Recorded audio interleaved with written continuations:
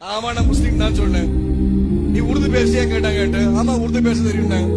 அப்ப எதுக்கு உன் மேல கம்ப்ளைண்ட் பண்ணிருக்காங்க, நீ முஸ்லீம் கிடையாது அப்படின்னு சொன்னாங்க. நீ அவங்ககிட்டே கேளுங்க அப்படின்னு கடைசியில் அவங்க தான் கேட்டாங்க. அந்த கேஸ ஒண்ணு இல்லாம அனுப்பி வச்சிட்டாங்க. ஏன்னா இவங்களுக்கு என்ன பிரச்சனை பாத்தீங்கன்னா, எந்த முஸ்லீமும் ரட்சிக்கப்பட மாட்டான் அப்படிங்கிற விஷயம் எல்லா முஸ்லீம் சொல்லிருப்பாங்க. இன்னைக்கு பாத்தீங்கன்னா ஆயிரக்கணக்கான இஸ்லாமியர்கள் ரட்சிக்கப்படுறாங்க. ஏக இறைவன் பைபிள் உள்ள இறைவன் தான், அதை புரிச்சுக்கோங்க. இந்திய தேசம் மாத்திரம் கிடையாது.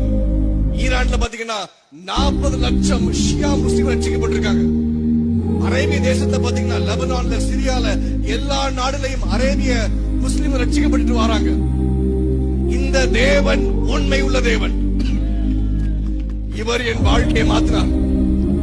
நான் இன்னைக்கு சாக போன தற்கொலைக்கு அன்னைக்கு ஆண்டவர் என் வாழ்க்கையை மாத்தார். படிக்க வச்சார், வேலைக்கு சேர்ந்தேன், சொந்த சம்பாதித்துல வீடு வாங்கின, காரு வாங்கின,